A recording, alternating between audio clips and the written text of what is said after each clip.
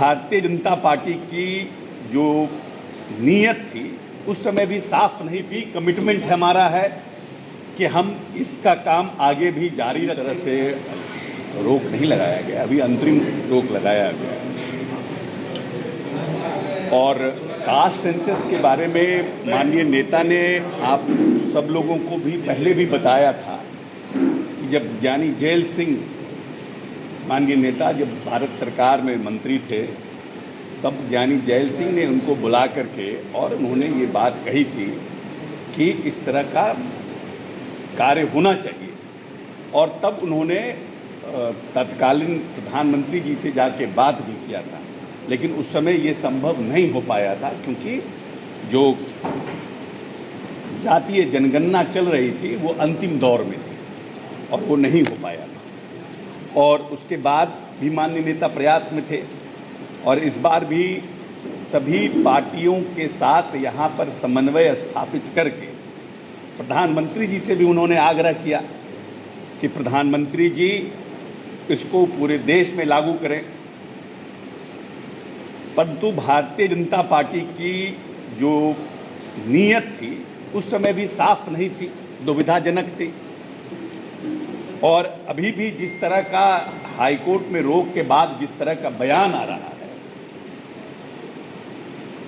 कहीं पे इशारा और कहीं पे निगाहें और कहीं पे इशारा, उनके बयान से साफ झलक रहा है। हम लोग जो दलित पिछड़ी जाति के लोग हैं, ये प्रदेश पूरे देश में सबसे हाईली पॉपुलेटेड, सबसे ज़्यादा जनसंख्या वाला प्रदेश है क्षेत्रफल के हिसाब से। और हम हमेशा चाहते हैं, हमारी सरकार और हमारे नेता, कि जो बड़ी आबादी इस प्रदेश में रहती है, चाहे वो पिछड़ों की हो या अगड़ों की हो, क्योंकि कभी न कभी बीच बीच में ये बातें उठती रही है कि आर्थिक रूप से जो लोग पिछड़ गए हैं, जिनके बाप दादा के पास कभी एकड़ों ज़मीन होती थी, अब उनके परिवार में बंटवारा होते होते सब लोग हैं तो अब अपर कास्ट के, लेकिन उनकी आर्थिक स्थिति खराब हो गई। इन सब चीज़ों के लिए सरकार ने ये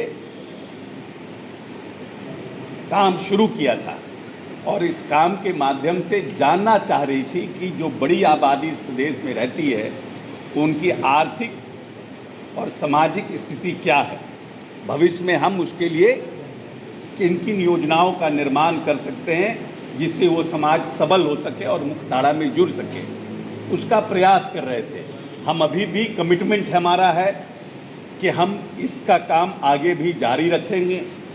हम लोग सरकार पूरे जो आदेश हुआ है, इंटरिम जो ऑर्डर हुआ है हाई कोर्ट का, उसको समझ रही है, उस पर बैठकें हो रही है और निश्चित रूप से इस पर कोई न कोई रास्ता, मजबूत रास्ता कैसे निकले, इसका निर्णय सरकार करेगी और हाई कोर्ट में भी मजबूती से अपनी बातों को रखेगी। जो लोग साजिश कर रहे हैं पर्दे के पीछे से, उनकी साजिशें नाकाम होगी, क्योंकि एक बड़ी आबादी इस प्रदेश में इसके पक्ष में है कि ये जो नीतीश कुमार ने जो काम शुरू किया है ये काम होना चाहिए।